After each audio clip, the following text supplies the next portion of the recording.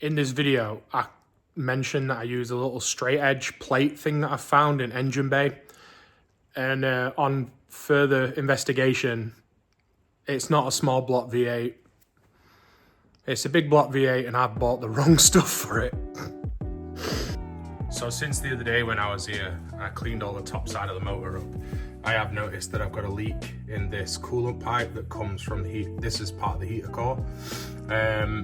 I'm bypassing all that, so it's not really going to matter. This is literally collected overnight, so that's going to have to come off. I'll do the bypass and everything, probably just use an old hose for the time being, but I'll order a new one offline.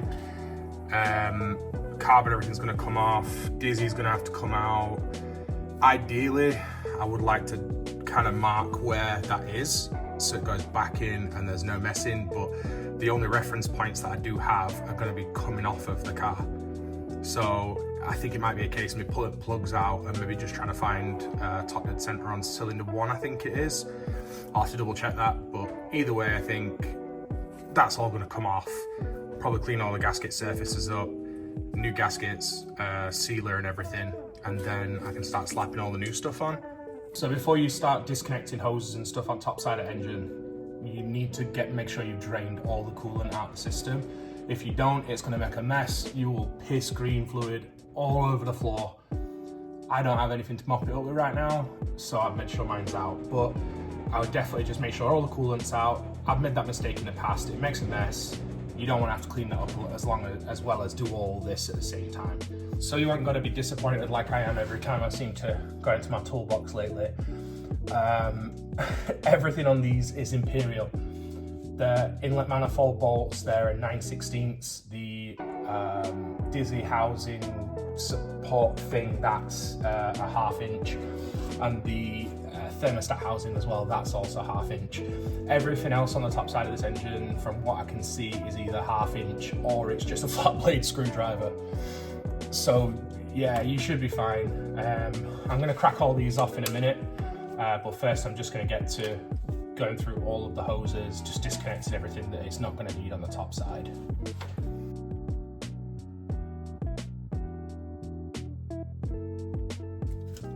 What's really not good is everything seems to be loose, and this was running.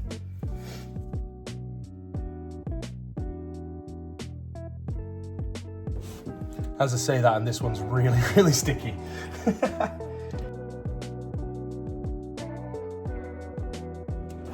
Come back to me in a minute when I've got these hoses off, because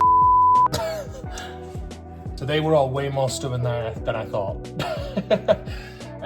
They all seized onto the actual fittings themselves. They're off the heater, so you know they're going in the bin anyway. It's only this one hose down here that's going to be put back into the new manifold. So there's no kind of messing around with any of that stuff anyway. That's all going in the bin. I'm just going to clean up the last of this antifreeze that's on top of the valley, and then we can start actually stripping it and seeing what it looks like inside. So yeah, I'm going to crack off these few that are on the front side of the engine, and then we'll go from there.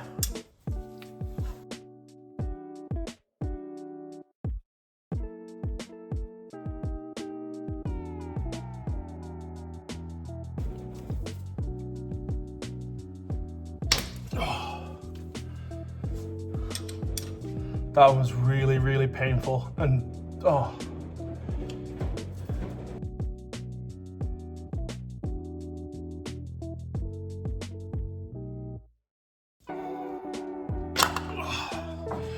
Yeah, they're very stubborn. I thought I was going to be able to cheat and leave the carburetor on. I'm not, I've got to take it off. The 4 carburetor bolts are a 7/16. Luckily all the fuel lines and everything are already disconnected from this because I've had it running off for a bottle.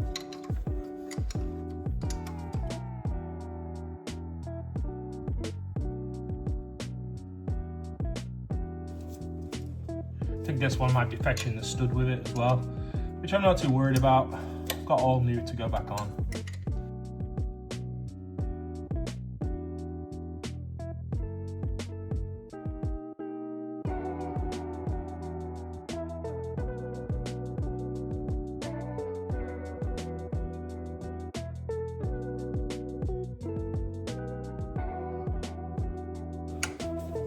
Oh, this is one of those where you could do with an S spanner, like at the back of a Beetle.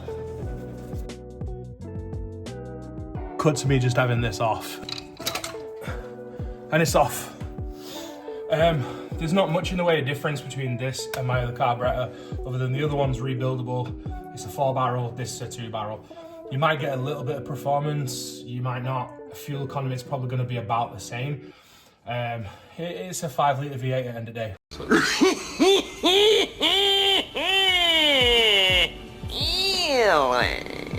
What are you expecting?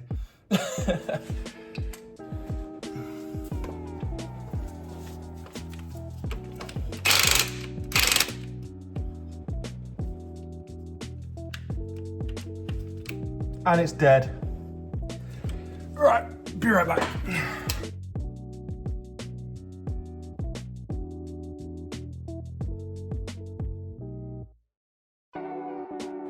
Yeah, I've got one on the rear that just doesn't want to come out.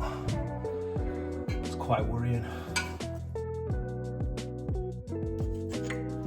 And one on the front that comes out by hand. I think the best thing for me to do, I'm gonna have to pull the valve covers, and then once I pull the valve covers off, I can kind of free the heads up, free the inlet manifold up from the heads a little easier as well. And I'm gonna have to try and work out taking off that old throttle linkage. I love it when everything's just going great.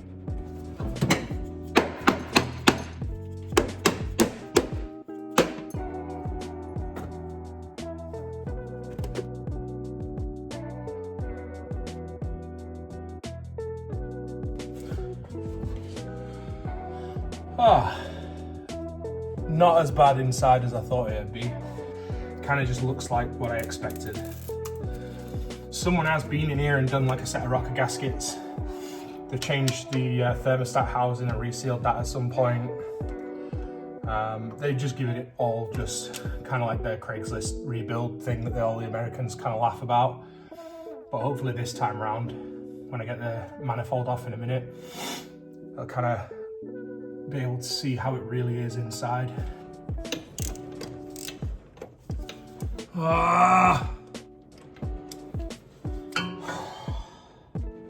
I'm battling one stuck bolt that's been rounded off in the past. This is not the right way of getting a bolt out that's rounded off, but it seems to be my only option at the minute.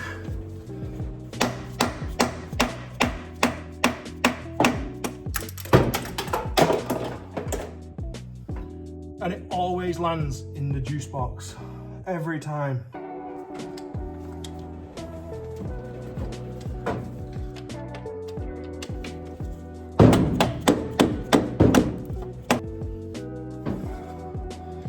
Kind of tired of hitting my hand as well today. Every bolt has been stuck, but this one's just being harder than everything else. And I've got very little patience or battery.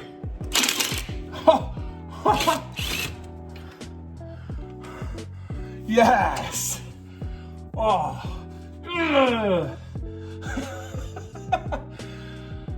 Oh. I've been battling that for like an hour. This might be something that comes back to bite me in the arse, I'm not quite sure yet. But I've used a straight edge and marked the outer edge of the body of the Dizzy and part of the water pump, which is directly in line with. So as long as I take this off and this point kind of lines back up with all this stuff, we should be fine. I am gonna put another dot though on like the cam and the body so that I've got 2 lots of marks to go off. Where's my straight edge? I've lost my ruler, so I'm gonna use a date tag that I found on the engine. So,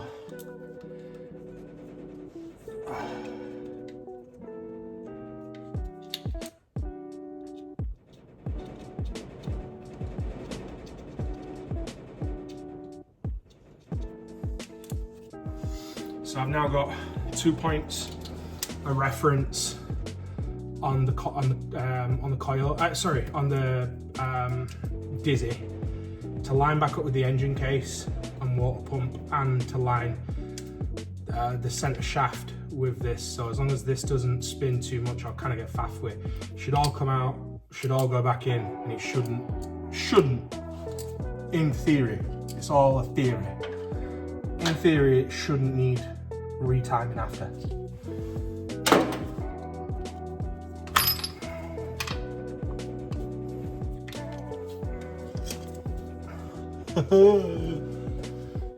Again, I can't say enough how you should leave this in the engine bay, and it's gonna constantly be in your way.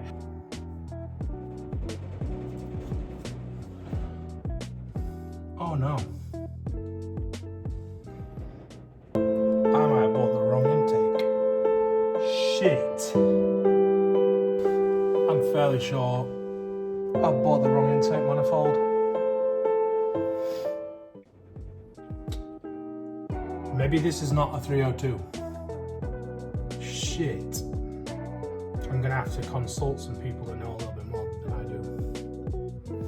See what they say. I was convinced this was a 302. I don't know. I'm gonna have another look, keep going, see what happens. Maybe I'm just, maybe I just can't see something or I'm missing something, I don't know, but it's not always fun. On further inspection, you should maybe read the stickers that are on your car. This is a 360. Oh shit. I definitely have the wrong manifold for this. It's the wrong one. To buy that again, it's probably going to be best part of 400 or 500 quid. Unless I can find one in England. Then I might be able to pick it up for a couple of hundred quid, but I fucked up. One positive to today, I have bought a new Hoover foot barn, but I'm still gonna go up and cry.